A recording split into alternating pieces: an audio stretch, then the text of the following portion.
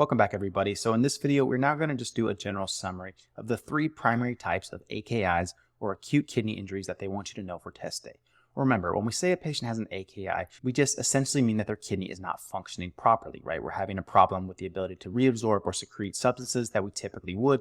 This can cause us to have an imbalance of these things, disrupting our typical levels of homeostasis. So we really want to be able to look at the labs, the patient history, and say, okay, this patient has a pre-renal, intrarenal, or post-renal. Remember, pre-renal means it occurs before the kidneys, intrarenal occurs within the kidneys, and a post-renal occurs after the kidneys. I also want to point out an important thing here, which is that these diseases can actually overlap. That is to say, they are not mutually exclusive. It's reasonable for a patient to present with a pre-renal AKI, and then for the patient to develop an intrarenal AKI, potentially like acute tubular necrosis. And so I think this is important to keep in mind when we're answering test questions. These kind of go together. They do have separate findings that we're going to talk about now, but they're not mutually exclusive. And we always have to be thinking, okay, what could lead us to the best answer when we're answering clinical questions? So the first one I want to talk about is the pre-renal AKI. And if you recall from our video, which we talked about more of the details as far as the pathophysiology, we said this was typically due to a few things.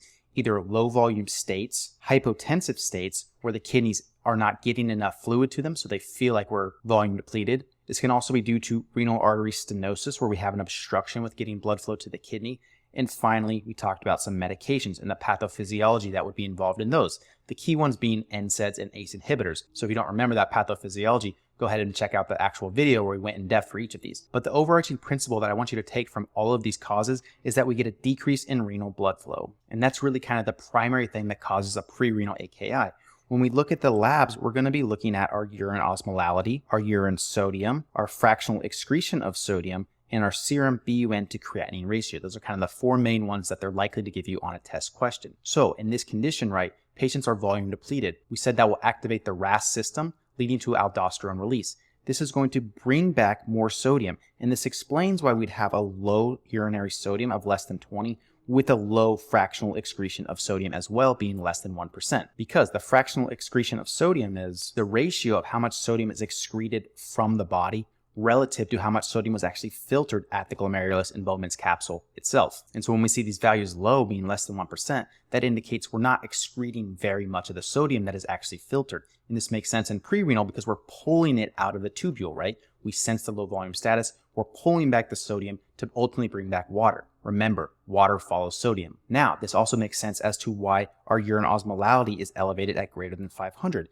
Because we're pulling back water, we're going to create a more concentrated substance in the tubule, right? If we activate the RAS system and bring back sodium, that's going to bring back water, which is going to leave a more concentrated amount of substances in the tubule itself. And finally, the last one we need to know is that the BUN to creatinine ratio is typically greater than 20 in a pre-renal AKI.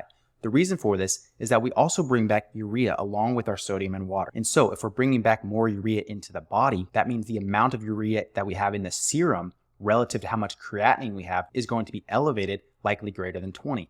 So at baseline, we're typically filtering urea and creatinine. In a healthy kidney, we're going to bring back more urea than creatinine. But in pre-renal AKI, we're bringing back more of those substances such as urea to help bring back more water as well. We're trying to bring back more solutes. It's the principle of osmosis. When we have more solutes on one side, which direction is water going to flow? It's going to flow towards the greater amount of solutes. And so by bringing back those solutes, one of them being urea, we create its ratio that's significantly elevated of greater than 20:1. Now, moving on to intrarenal causes. Remember, there are a variety of different intrarenal causes. We talked about acute tubular necrosis, acute interstitial nephritis, and a variety of other things such as glomerulonephritis and vascular disease as well.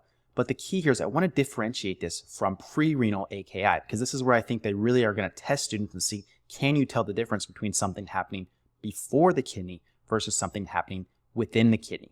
And so the key things we want to look at are our primary causes, but also our lab values. So here we see that the urine osmolality is less than 350. We also see that the sodium is much higher, it's greater than 40 with a greater fractional excretion of 2%. The reason is because we have damage to the kidneys. We have damage to the tubules in intrarenal, right? It's within the kidney. Because of this, the tubules lose their ability to bring these substances back. Ultimately, in a perfect world, we may want to bring back sodium into the body. But what happens if these are necrotic cells and now the transporters don't work as well? Well, now we lose our ability to bring that sodium back into the body, and thus more of it is going to leave in the urine. And this is why our excretion is higher and the amount of urinary sodium is higher, because our damaged tubules are unable to bring that molecule back. If we're unable to bring the sodium back, what's going to happen to the water? Well, it's going to remain in the lumen itself. And this is why we have a dilute substance, because if we can't bring back sodium, we can't bring back water. More of it retains in the lumen itself. This is going to have a dilutional effect of the stuff that's in the tubular lumen. Finally, we're looking at the BUN to creatinine ratio. And here we see that it's less than 15. Remember, in pre-renal, we said that we're bringing back substances, including sodium, water, and urea, because the body needs more volume. But in intrarenal, we're unable to do this. And because we have damage to these cells and damage to the kidney, we're not able to bring back as much urea as we typically would. This is going to lead to a lower level of urea to creatinine in the body. Again, in healthy tubules, we bring back more urea, increasing the ratio of urea to creatinine. In damaged tubules, we can't bring back the urea, decreasing the ratio of serum urea to creatinine. And that's why we see this level being less than 15:1. Now, the really tricky one is going to be our post-renal AKI. This one, the labs are not quite as useful. They're not quite as clear cut. And that's why we have varies indicated for a lot of these, which is not super helpful to you. But we talked about in the video, the key ways that we're going to diagnose this in a patient is going to be based on their history of their symptoms and some imaging, notably an ultrasound, that where we can look for bilateral hydronephrosis. Recall, if only one kidney is affected, patients can typically have a normal GFR. But if they're both affected, what's going to happen to the pressures? Well, if we have an increase in backwards pressure from the bilateral obstruction, we're going to get a decrease in the GFR. In the video, we talked about in more detail that depending on the state that the tubules are in, right? If it's early on, we can get more of a pre-renal presentation, but later on, as the cells get damaged, we can get more of an intrarenal presentation, makes it so that these levels actually vary. So the real key thing here with this type of condition is to really do a clinical assessment of the patient to get some imaging, such as an ultrasound. Now, final thing to wrap up this video, bonus point here. Remember, when we talked about the fractional excretion of sodium, we said there's a particular type of patient population in which this is not a useful lab. Do you remember what patient population we were talking about for that? That's right, patients who are on diuretics. And the reason the FeNA is not useful for patients on diuretics is because they're taking a medication which is putting more sodium in the urine, and thus the level is kind of confounded with the medication. So what do we use instead?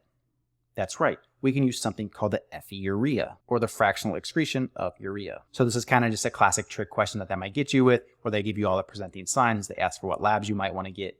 Oh, but somewhere in the question stem, they mentioned a patient was actually on a diuretic. Well, that's going to change your answer from getting your typical fractional excretion of sodium to getting a different lab, which is the fractional excretion of urea. So just in general, when they ask these kinds of questions, they're typically saying, can a student differentiate a pre-renal versus an intrarenal versus a post-renal? They're going to give you enough information between the patient's history, between the lab findings, or the imaging studies to help you differentiate these. In clinical practice, there's quite a bit of an overlap, and some of these labs don't necessarily correlate super well to give you a clear diagnosis, but for test-taking purposes, these are kind of the rough ranges, the rough numbers that they want you to know for the different types of acute kidney injury.